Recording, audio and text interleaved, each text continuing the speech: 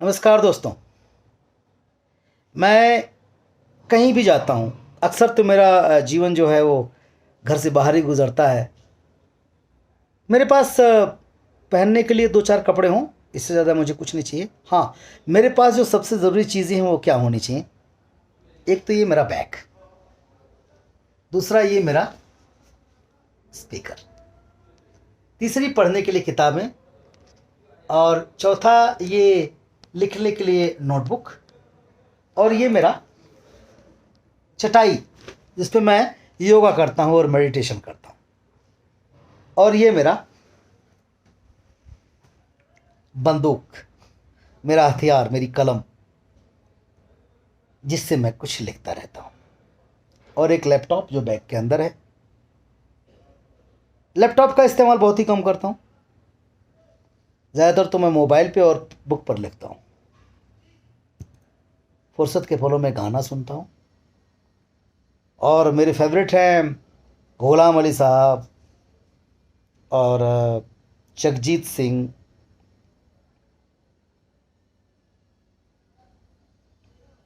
हमारे जो बड़े गुलाम अली खान साहब हैं उनको पसंद करता हूँ, मेहदी हसन को पसंद करता हूँ। गज़ल मुझे ज़्यादा अच्छा लगता है, और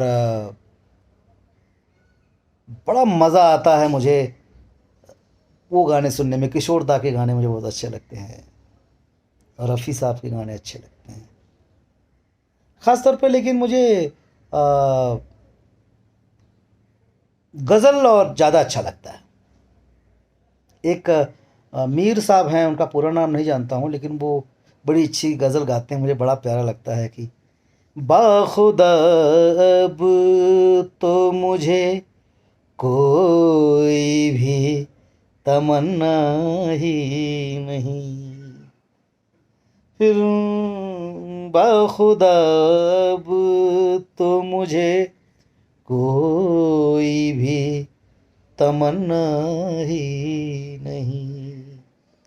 ये मुझे बहुत अच्छा लगता है गज़ल, ये मैं सुनता हूँ। मैंने अपनी सन्यासी की तरह सोची किताब ख़त्म की और मैंने ये लिया। ये आपको इसमें उल्टा दिख रहा होगा, लेकिन इस किताब का नाम है आज़ादी से जिएं। इसको लिखा है हमारे शिव खेड़ा साहब ने।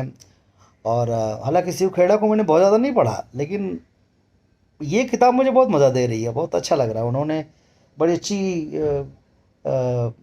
लाइन लिखी है कि अगर हम समाधान का हिस्सा नहीं हैं तो हम भी समस्या ही है। फैक्ट है, अगर हम समाधान का हिस्सा नहीं हैं तो हम भी तो समस्या ही हैं।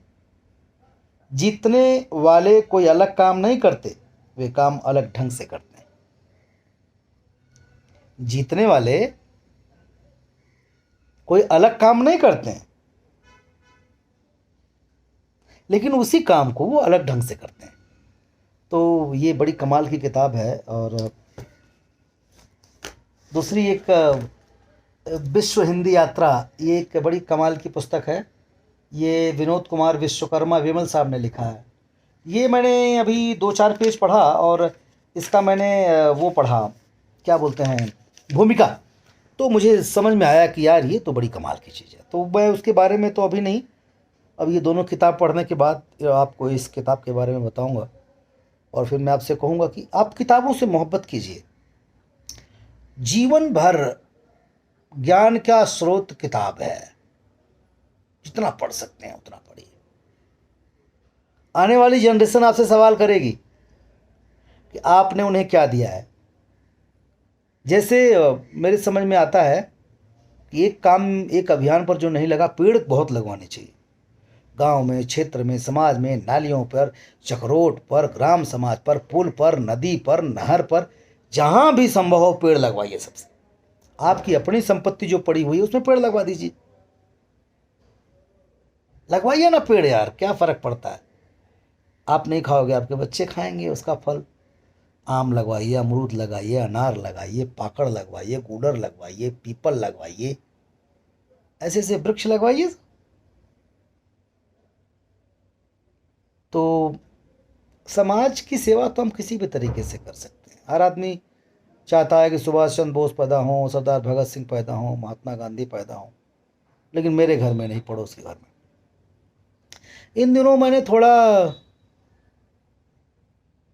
राजनीति में इंटरेस्ट लिया तो मुझे एक चीज़ समझ में आई कि सारा दुख आम आदमी को ही है।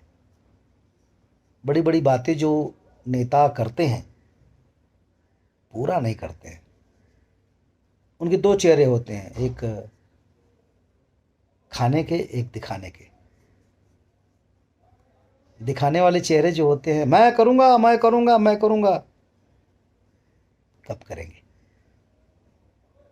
जब समस्या जो लेके जूझ रहा है मर जाएगा तब।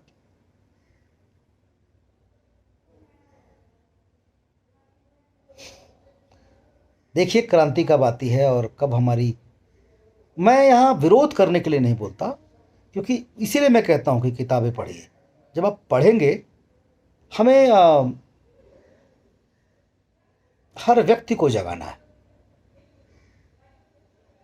और जगना दो तरीके से, आपको अपने अधिकार भी पता होने चाहिए और आपके अपने कर्तव्य भी पता होना चाहिए। ज़्यादातर लोगों को यही पता है कि मेरा अधिकार मुझे नहीं मिल रहा है, लेकिन उन्हें यह भी पता होना चाहिए कि उनकी कर्तव्य क्या है। अगर सरकार ने आपके गांव में नाली नहीं बनवाई है तो नाली बनाना सरकार का काम है और आपका अधिकार है, आपको नाली मिलनी चाहिए। लेकिन नाली बनने के बाद नाली की सफाई हो रही कि नहीं, ये भी आपका कर्तव्य है। तो आपको अपने अधिकार के साथ साथ अपने कर्तव्य को भी समझना है। पक्की सड़क अगर आपके गांव में बन गई है तो क्या उस पर ओवरलेड ट्रैक्टर, टालियां या कोई तोड़ रहा है, काट रहा है, उसको बर्बाद कर रहा है, खराब कर रहा है? पुल आपके गांव में बन गया है तो कोई उसको तोड़ तो नहीं रहा है। सरकारी पेड़ लगे हैं तो उसको कोई काट तो नहीं रहा है। ये भी आपका कर्तव्य है, पता लगाना, उसकी सुरक्षा करना। आपके गांव में कोई प्रधान मनरेगा का पैसा लाया है तो वो काम करेगा, नहीं कर रहा है तो आपका भी ये भी कर्तव्य है कि पता लगाना क्यों नहीं कर रहा है। वहाँ भी लड़िए, ये लड़ना भी आप ही का काम। तो अपने कर्तव्य और अधिकारों का सामंजस्य बनाकर, कर्तव्य और अधिकार दोनों का सामंजस्य बना करके आप कुछ ऐसा करिए कि आपकी आने वाली जनरेशन आपको याद करे। और इसका एक ही तरीका है कि शिक्षित होइए, बच्चों को भी शिक्षित करिए, क्योंकि जब तक शिक्षा नहीं मिलेगी तब तक समाज का विकास नहीं होगा। अगले एपिसोड में फिर कुछ